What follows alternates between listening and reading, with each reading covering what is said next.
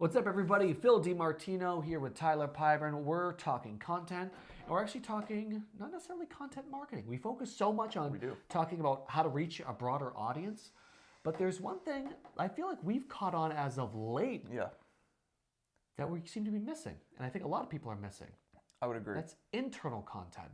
What do you think that means? Yeah, so I think you're actually making a really good point. And in some of our other videos, we've talked about, selling senior leadership on videos and things like that. And I think that the kind of next step, once you've made the case and you've established the idea that we need video in general, you can really start to take it to the next level and use video for a lot of your internal resources as well. And I think one of the places we see this a lot is with HR teams, whether it be for training or company updates or for a variety of other things. And it can be a really effective way to get information in front of your employees in a way that they actually might like. Yeah, and might not necessarily work for some of the smaller companies because you're there, you see one another. I mean, I've worked for some teeny tiny teams. It doesn't really make sense. But for large scale organizations, I think it works perfectly because it's all about spicing up the moment. I mean, would you rather say, okay, here's a voice on a speakerphone walking through company Or just earnings, a deck, right? Or just a deck saying,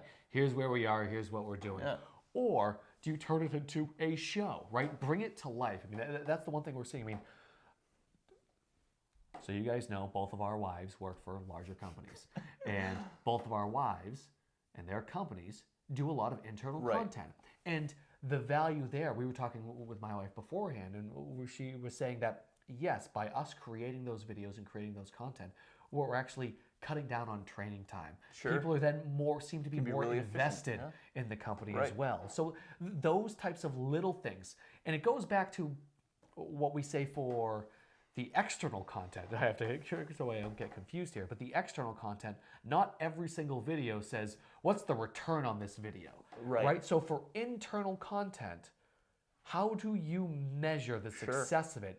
I think it's more of a morale thing. Can I cut down on training? It's not like you're going to see results as soon as that video is done. Everyone's going to be excited to rip roaring to go. But it could be as you do more and stay consistent, which we'll talk in another video as well, that you are going to see that return there. Yeah, I think the long tail effect of trying to communicate directly and clearly and in an engaging way with employees is going to pay dividends. And I don't think there's any denying that. Like anybody who's worked with people would probably tell you that the more you can communicate with people on as personal a level as possible is going to be helpful.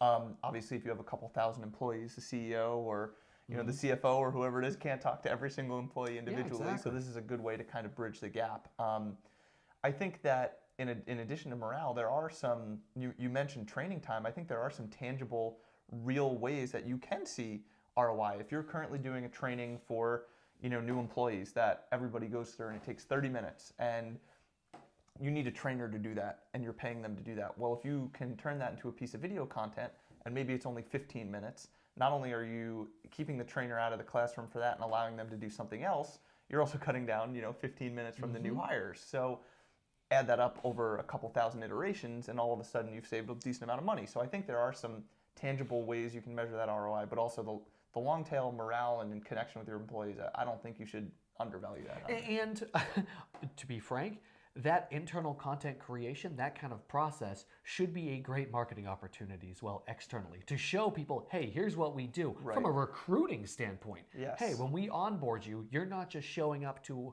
I say our house because we happen to be filming in a house right now, but you're not showing up to our office and our building and saying, yep, here's your laptop, go at it. We are really training. We spend a lot of time and a lot of money on our employees. We care about them. And again, going back to training videos. I mean, when I think of training videos, I think of the movie Waiting, right? They had to sit down and watch. Shenanigans. Yeah, had to watch the training videos. It doesn't have to be a stodgy training video. No, it doesn't. Liven it up. Have some fun with it. You show the culture, right? I mean, that's the important part of it.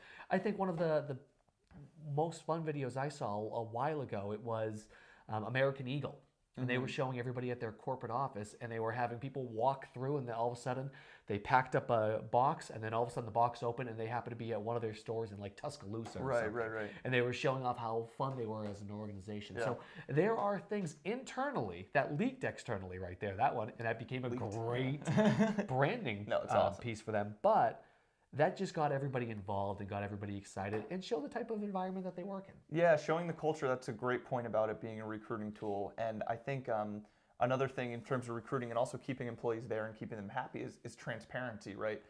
If you're buying from a brand, you want them to be transparent. But think about as you work for a company, it's even more important. You want to know that you know what's going on. You don't want to feel like you don't have a finger on the pulse of the company. You want to know what's happening there, and you understand what their goals are and why they're doing what they're doing, so that when a decision comes down from an org structure standpoint or a budget standpoint, How you feel am like I you're measured involved on success, right? Yeah. What's successful for me You're as involved an in the employee? planning process. You feel like you're involved in the planning process a little more. So I think there's a lot of value in it. There's a lot of ways, tangible ways you can measure it, and intangible ways too. So and like you said, it can be a lot of fun still. It doesn't have to be the shenanigans video. It can be a lot of fun. Exactly. And there are good ways to do it. So yeah, it's really interesting to see this kind of blossoming and becoming going back more. to it, it doesn't necessarily, I know we always talk about video working for any company.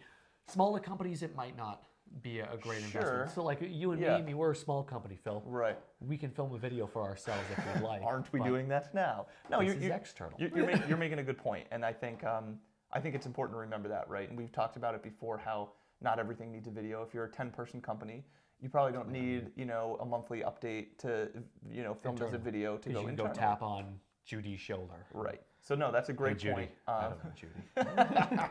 No, it's a great point. It's a great point. Exactly. All right, he's Phil. I'm Tyler. Thank you guys so much for tuning in.